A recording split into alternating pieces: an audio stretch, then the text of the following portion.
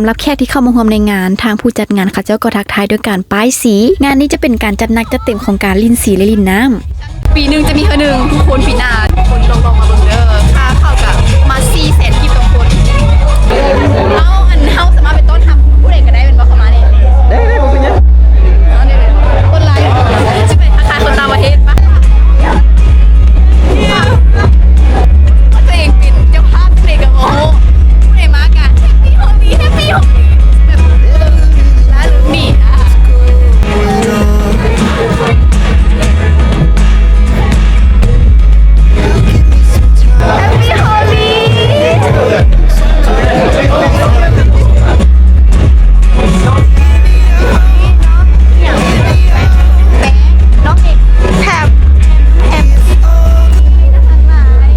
แล้วสำหรับงานแฮปปี้โฮลีจะจัดขึ้นเพียง1 มื้อต่อ1 ปีเท่านั้นจะมีคนลาวคนอินเดียแล้วก็คนต่างประเทศหลายๆคนที่มาเข้ามาร่วมและให้ความสนใจในงานนี้หลายเพราะว่าเป็นงานแห่งสีสันและก็แปลกใหม่แตกต่างที่มาจัดซึ่งเป็นบอนเดียวที่จัดขึ้นในลาวแล้วซิกเนเจอร์สำหรับงานนี้นั่นก็คือการลิ่นสีปะแป้งบ่แตกต่างอย่างกับประเทศลาวเฮาที่ลิ่นบุญปีใหม่เลยปะแป้งเล่นสีเล่นน้ำนี่ก็คือบ่ต่างกันเลยและการที่บีได้มีโอกาสได้เข้ามาศึกษาวัฒนธรรมและก็ได้มาเฮ็ดฮู้และก็เข้ามามีส่วนร่วมในงานครั้งนี้หันนะบีรู้สึกแปลกใหม่สุดๆแล้วก็รู้สึกตื่นเต้นหันนะทั้งที่บีก็บ่ได้รู้จักไผเลยนอกจากไอโนแล้วก็ได้มามีประสบการณ์ในการรู้จักหมู่ใหม่ๆคนใหม่ๆทั้งที่ตัวเองก็สื่อสารภาษาอังกฤษได้โคตรห่วยแตกเลยหันนะแต่ก็ยังแบบรู้สึกเอนจอยแล้วก็มีความสุขซึ่งบีรู้สึกว่างานนี้เป็นงานที่เปิดกว้างแล้วก็เข้าถึงง่ายคนทุกคนสามารถเข้าไปร่วมงานได้เขาเจ้าเป็นกันเองได้เฟรนลี่สุดๆจังใดก็อยากให้ทุกคนได้ลองเปิดใจมาเด้อมาเอาประสบการณ์ใหม่ๆสิ่งแปลกใหม่เข้าตัวเองรู้สึกว่าความตื่นเต้นและอีหยังที่มันบ่จำเจมันแปลกใหม่มันเฮ็ดให้เฮาบ่น่าเบื่อแล้วก็เฮ็ดให้เฮามีสีสันในชีวิตขึ้นนะเมื่ออยากก็ลองมาเปิดโอกาสให้เจ้าของได้เฮ็ดอีหยังที่มันแตกต่างไปอีกได้นะจ๊ะเจอกันครั้งหน้าปีหน้าค่อยจะมาอีกและเชิญทุกคนมานำกันเด้อปีหนึ่งงานนี้จะจัดขึ้นครั้งเดียวเท่านั้นในลาวสังกะเจอกันเด้อปีหน้าแล้วเจอกันบีไปกินข้าวก่อนเด้อทุกคนหิวข้าวแล้วทุกคนที่เข้ามาในงานจะตั้งทักทายกันว่า Happy Holy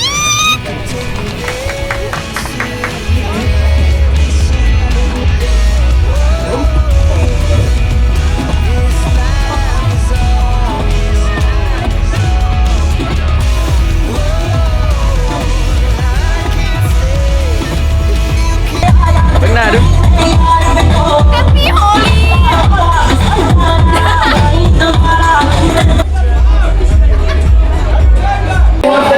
เราจะมา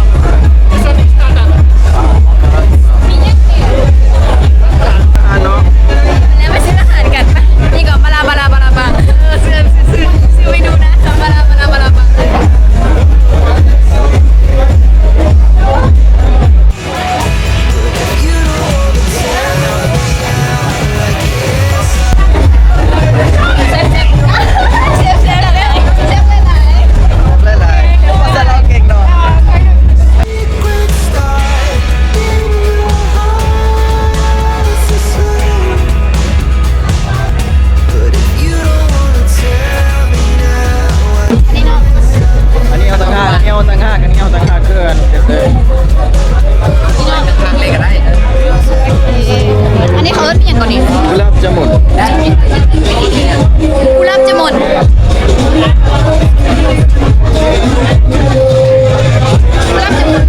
เอาน้ำเกิน 3 อันพอดิ น้ำ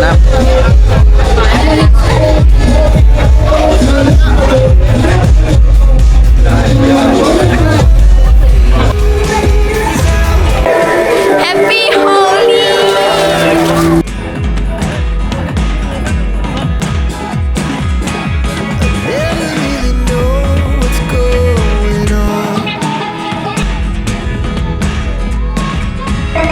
Look at me sometimes like all you want to do is run. Hear me out, hear me out. If all that feels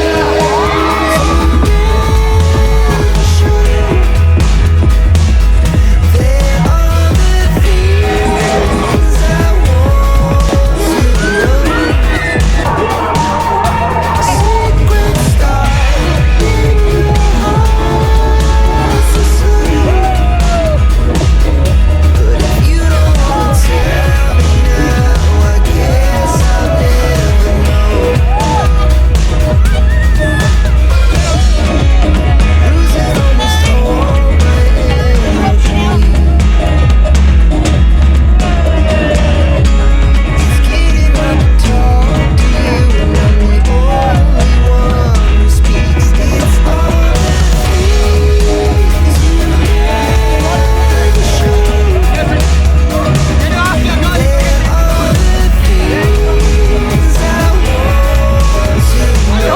know. Secret style,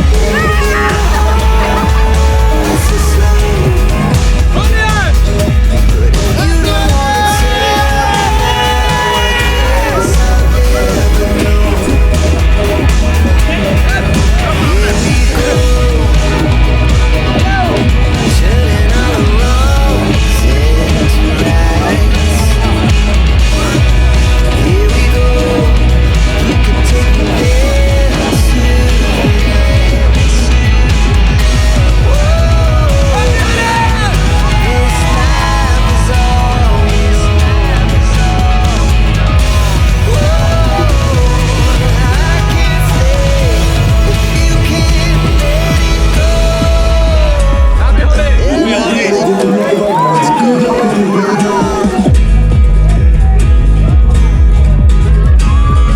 Even when you're next to me, I feel like you were gone. It's all the things you never show. Secret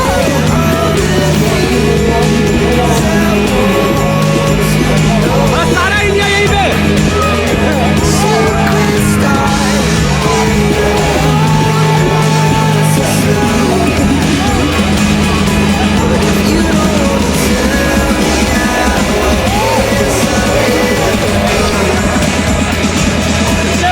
You don't want to tell me now, I guess I'll never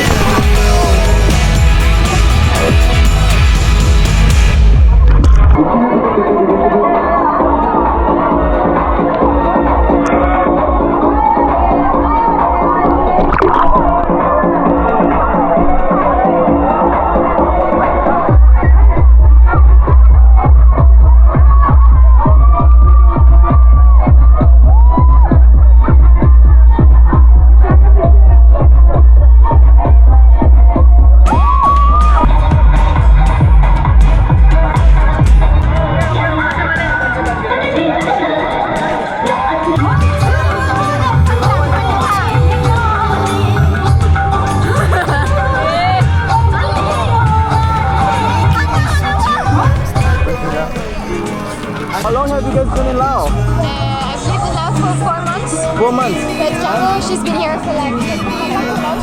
year and a half. โอ้ภาษาลาวเก่งเนาะนายเน่ง Is this your first event? Holy event? Yes, it's our first time. How is it? Amazing. Amazing. Very colorful, very fun. Love it. Nice, nice, nice. Bye, thank you. Say something, Avi. We are celebrating Holi today with our Friends. yeah. Happy Holi to all of our Lao friends. Sorry, I can't see. Yeah. Okay. I forgot what to say. Clear, dear. Namai. Đi.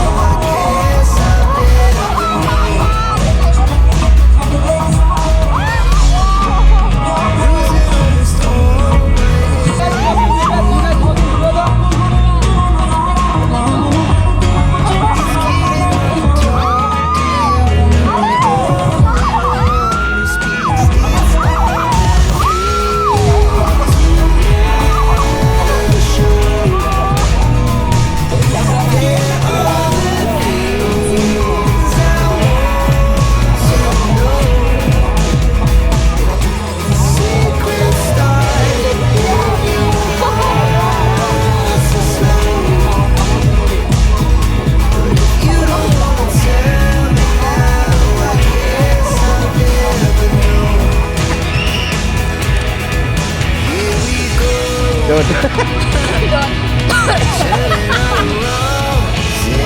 มาเลยเป็นแบบนี้เขาไปลงน้ำมา4 ชั่วโมง